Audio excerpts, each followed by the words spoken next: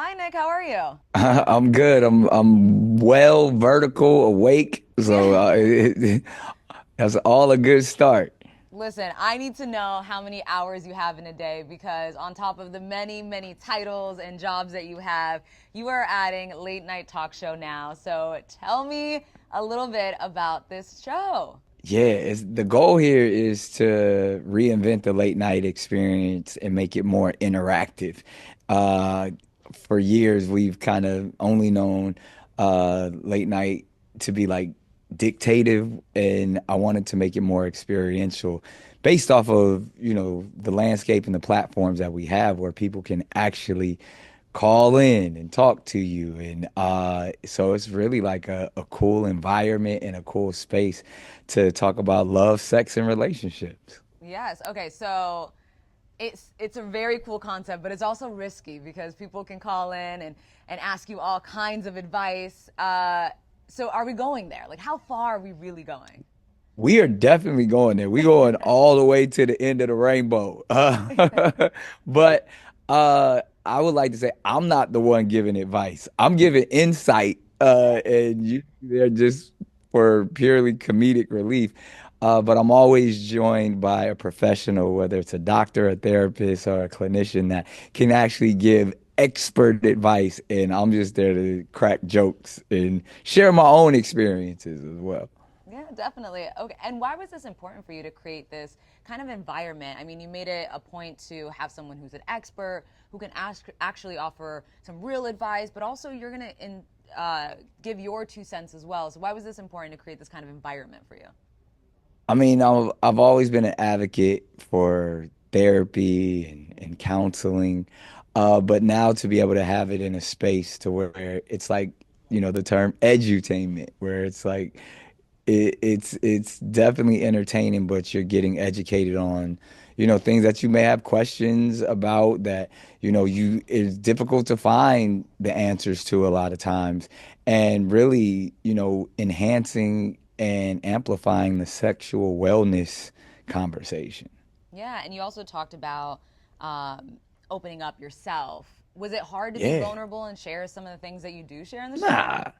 I mean, I've always been an open book before there was a thing called podcasting or, even social media. So I've never had an issue, being open and transparent about who I am. And I think that kind of always stems from my stand-up comedy background of it. Like that was my first therapy. I mean, being able to just share my life in a self-deprecating, humoristic way has kind of always been my vibe.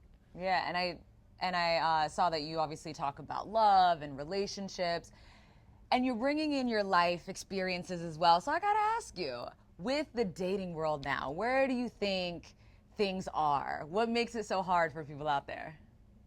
I think everybody's about to start dating robots. Yeah. Uh, between AI and the technology of making things like it, we are definitely in the total recall Terminator era where people are just sick of humans and they're gonna design the love that they want. Oh my.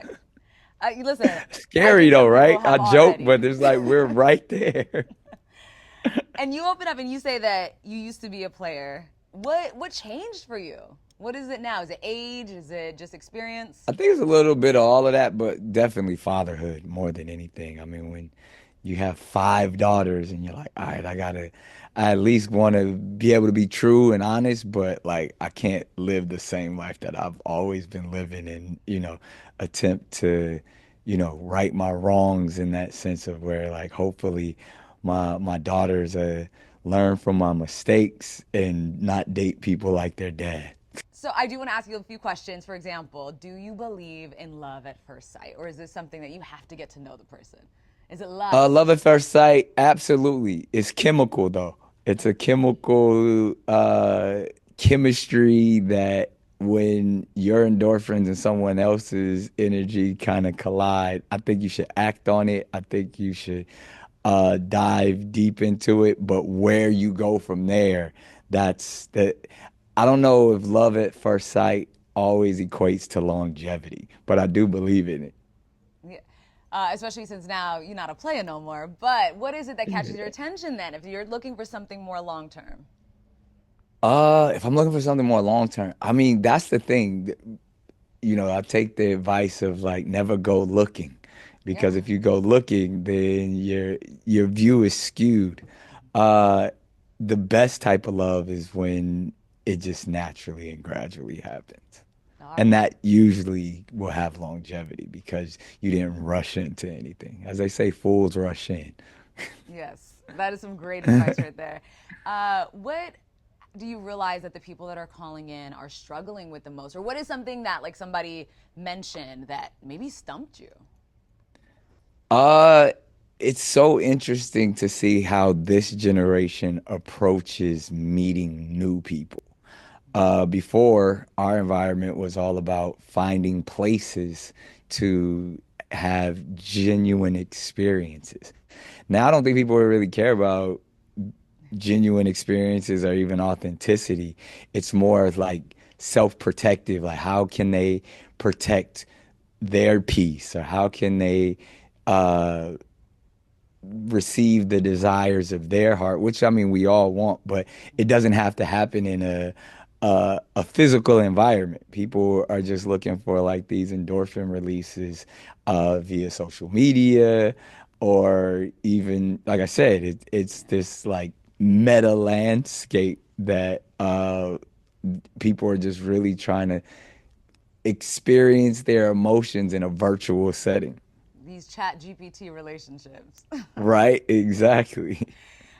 So you have an array of guests. You obviously talked about you have experts, some psychologists that come on, but who else are we going to hear from? Like I said, it's usually the experts to my left and a personal friend to my right. So you'll see, and interestingly enough, because obviously my perspective is very male and sometimes can be a a little like too over the top. So I always need a strong balance. Mm-hmm. And so I've been tapping into my friends that are like female comedians. So the we've been given a lot of opportunity to like new faces and new voices when it comes to women in comedy, but then also people that, we know and love that are, solid in the podcasting and comedy space. So just to help balance it out, because if I'm saying something ridiculous, Yeah. I need somebody to kind of match that energy, but then we always bring it back to the expert when it comes to the doctor. The education and the entertainment all at once. And you also still Yeah. have all your other jobs as well. Obviously, the Masked Singer, Yes. but that's not coming back till 2026. What's the wait? You know what? I would say people love the show so much and they're used to seeing it two times a year. Like we had to be like, all right, well, we got to give it to them at the top of 2026 because this last season was so phenomenal Mm-hmm. that I think we were like, all right, we got to top this. So we've been cooking some stuff up. Oh, listen, I we will be waiting at the door. We know it's going to be an amazing season. Um, and so, real quickly, as a student of criminology, you were following the Diddy trial as well, and the Menendez brothers, obviously. But were you surprised by the Diddy verdicts that just came out last week? Like having a degree in criminology, and I've always, studied the judicial system very closely. It's just interesting when you can see when the influence of entertainment, obviously money, power, is presented to everyone, and how even the media in itself perceives it. And I mean, we'll probably know more once we know what the official sentencing is, but it is very reminiscent of things like the O.J. Simpson trial, and even as you put like the Menendez brothers, because once it becomes a spectacle Mm-hmm. and everyone has an opinion, and it take you almost lose a lot of the legality and the litigious approach of what the judicial system is actually set up for.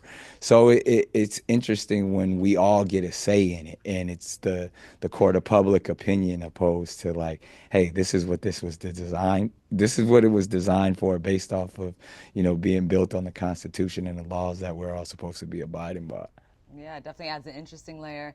Nick, thank you so Yeah, much for your time. We always appreciate your honesty and just the fact that you start these interesting conversations for all of us to watch and also engage in as well.